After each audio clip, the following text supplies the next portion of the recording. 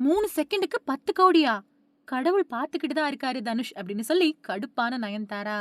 நயன்தாராவோட கல்யாணம் போன 2022வது வருஷம் ஜூன் மாசம் 9ஆம் தேதி நடந்த நிலையில, நயன்தாரா பத்தியும், அவங்களோட காதல் வாழ்க்கை, கல்யாண வாழ்க்கை பத்தியும் உருவாக்கப்பட்டிருக்கக்கூடிய ஆவணப்படம் வரக்கூடிய நவம்பர் 18ஆம் தேதி Netflix OTT தளத்துல வெளியாக காத்துக்கிட்டு இருக்கு.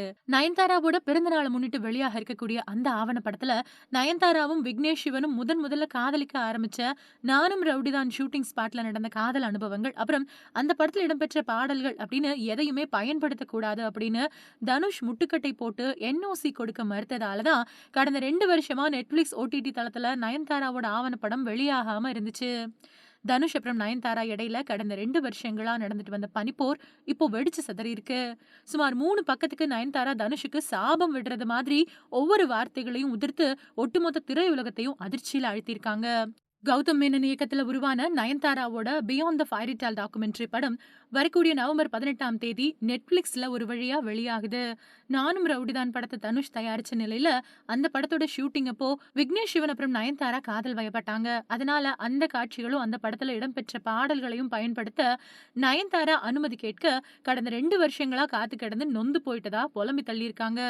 3 செகண்ட் வீடியோவை பயன்படுத்த தனுஷ் 10 கோடி கேட்டதுதான் இந்த பிரச்சனைக்கு காரணம் அப்படின்னு நயன்தாராவே குறிப்பிட்டிருக்காங்க. அன்னபூரணி படத்தப்போ ஏற்பட்ட சர்ச்சைக்கு மன்னிப்பு கேட்ட நயன்தாரா ஜெய் ஸ்ரீராம் அப்படின்னு போட்டு மன்னிப்பு கேட்டிருந்தாங்க. இப்போ தனுஷுக்கு பதிலடி கொடுக்கக்கூடிய விதமாவும், தனுஷோட முகத்திரையை கிழிக்கக்கூடிய விதமாவும், தனுஷ் பயன்படுத்தக்கூடிய ஓம் நம சிவாயா அப்படிங்கிற வார்த்தையை முதல்ல குறிப்பிட்டு இந்த குற்றச்சாட்டு கடிதத்தை வெளியிட்டு சர்ச்சையை கிளப்பியிருக்காங்க. மித்ரன் ஜவஹர் இயக்கத்துல தனுஷ் கூட யாரடி நீ மோகினி படத்துல நயன்தாரா நடிச்சிருந்தாங்க. அந்த படம் ரொம்ப பெரிய வெற்றி படமா மாறிச்சு.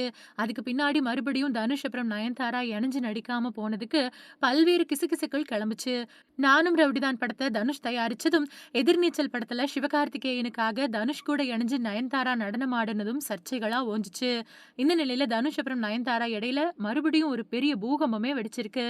அது மட்டும் இல்லாம தனுஷ் தன்னோட நடிப்பை பத்தி குறை சொன்னது, அப்புறம் தனுஷ் ஒரு சுயநலக்காரர் அப்படின்னு சாடினது எல்லாத்தையும் கடவுள் பார்த்துக்கிட்டு இருக்காரு தனுஷ் அப்படின்னு ஒரு கட்டத்துல லேடி சூப்பர் ஸ்டார் நயன்தாரா பொங்கி இருக்கிறது தான் ரொம்ப பெரிய அதிர்ச்சியை ஏற்படுத்தியிருக்கு.